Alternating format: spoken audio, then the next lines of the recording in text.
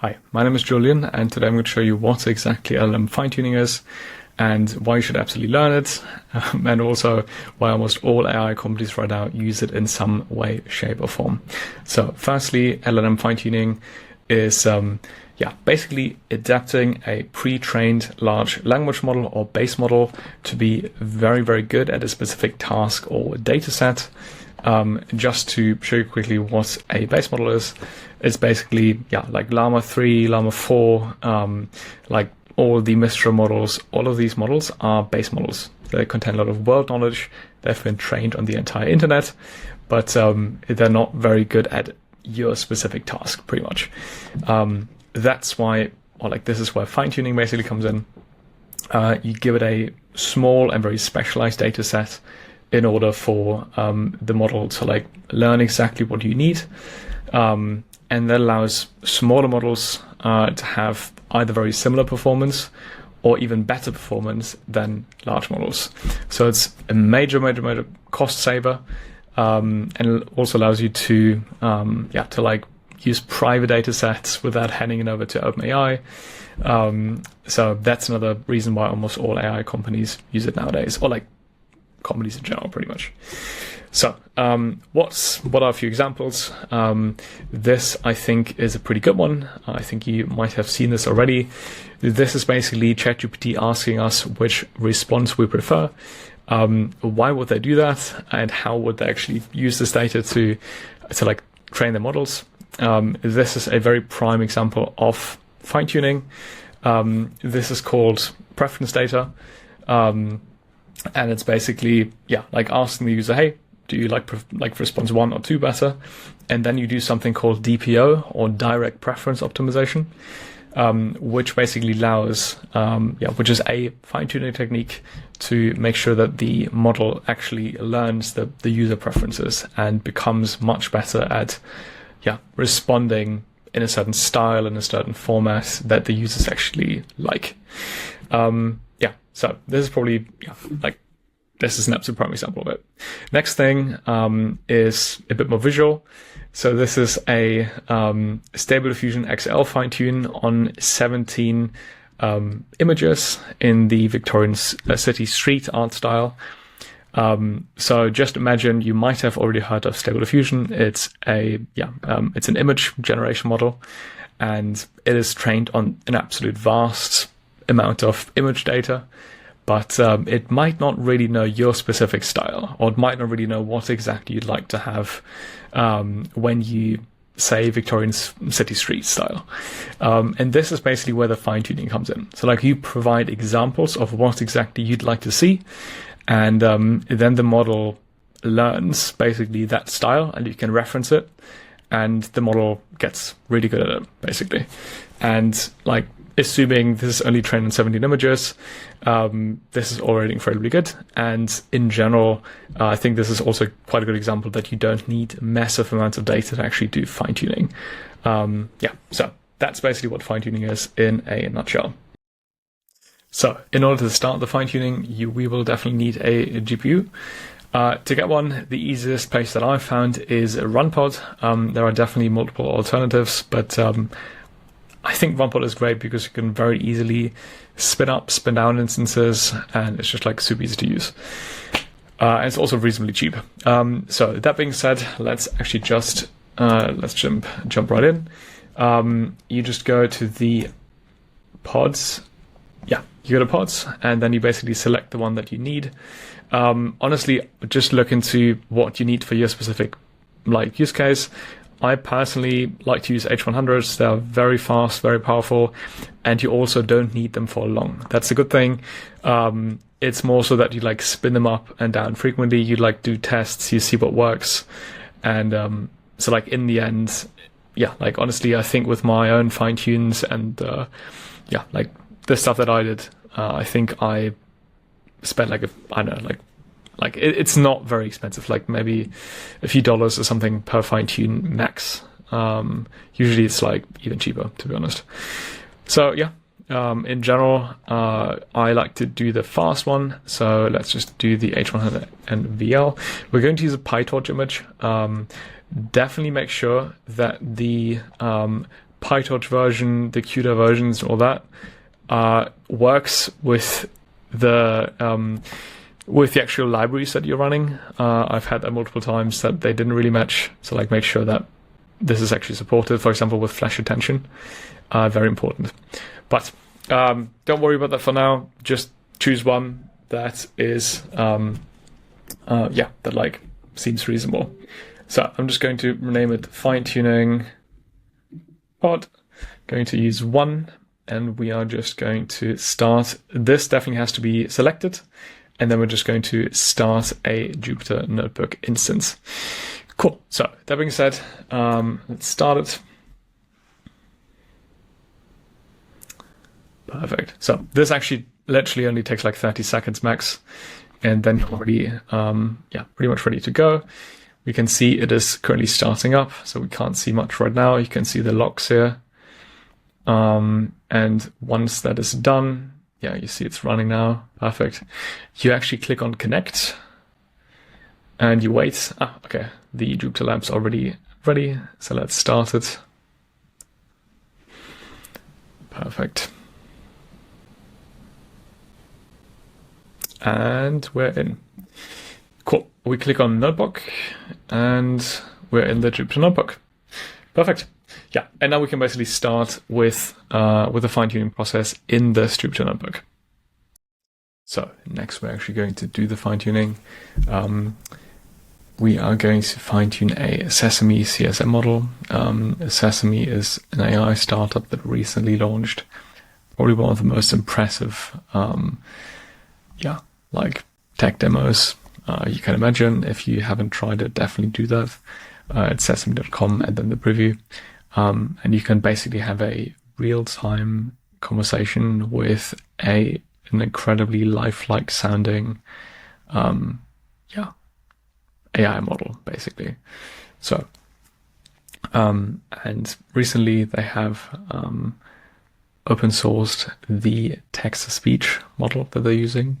It's quite a small model. I think it only has 1 billion parameters. Otherwise, it wouldn't be that fast to inference on. And we can basically fine tune it to sound the way we want it to sound. And we're going to basically do that next. So let's get started. Firstly, I've actually changed the underlying GPU to be a L40S. We actually didn't really need the H100. So I went for the cheap L40S and it works perfectly fine. So firstly, we're going to install a bunch of dependencies. Mainly the entire notebook is from the Unsloth library. It's basically a wrapper around the Transformers library and allows us to do fine-tuning a lot faster. They use quite a few, I think 4 to 5 tricks to make it very, very fast and efficient. And that's why it's very commonly used. And they have quite a few different notebooks to basically use.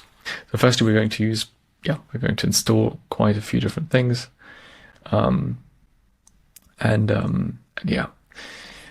So secondly, and I think the core takeaway from all of this is that the entire fine-tuning process is literally only like 4 to 6 steps, depending on how you do things. So it's very fast. If you know what you're doing, you can run quite a few experiments and see what works and what doesn't. You can see how good the results are. And the actual fine-tuning process for this specific case takes around 3 minutes. Obviously that really depends on your data set and what you do, but in general, fine-tuning is a lot faster and easier than what people usually think. So that being said, let's jump in. So firstly, we're just going to load the model. So we're going to actually just like import unsloth. We're going to actually load the CSM1B model, which is the Sesame one. And there are just I'm not going to go into too much depth regarding all those parameters. This is just an introduction, but those are basically all things you can play around with. I mean, not the model name, but like all the other parameters. Right, so this is basically where you load the base model. Next important thing is this. PEFT stands for parameter efficient fine tuning, and I think, to put it in very easy terms, it basically just means you're not going to do a full fine tune. Basically, fine tune all parameters of the model. That's going to take a very, very long time. There are quite a few different techniques, such as LoRa, that allow you to fine tune only a fraction of the parameters, and that makes it much, much, much faster, and you get still incredibly good results. That's why it is mostly used. So in this case, we're actually going to add a LoRa adapter. And as mentioned here, we're actually only going to update 1 to 10% of all parameters. And that's why it's so much faster. There's another technique called QLoRa, which actually combines LoRa with 4-bit quantization to make it even faster and more memory efficient. But that's another optimization. Right. So we basically add the LoRa adapter. We're going to do some data prep. Feel free to just look for the Sesame CSM unsloth IPython notebook, and you'll find a very, very in-depth explanation of all these things basically, and you can run it yourself. We're going to basically prep the data set to like be in the specific formats. That's also not terribly hard to do. It's all very straightforward usually, and so that's the data set preparation. That usually depends on how your data set is structured. So like you will have very different things to prep for, if it's an audio data set, if it's a text data set, etc. And then we're actually already at the training step. So I think you already see how fast and easy it is to like fine tune a model. Right. So next, we're just going to define a trainer with all the training arguments. So we're basically going to set certain like steps. In this case, max 60 steps to like make it faster. We could also do more, and also have more epochs to like do to basically have a full run. And so like a lot of different parameters you can play around with to see how things change, to really dive into like how to properly adjust it to your needs. But like just in general, there are usually quite a good defaults that you can find that work pretty well. Right, so then you just find this trainer, you run this. This is like usually so like just a few stats, and this is actually the train function.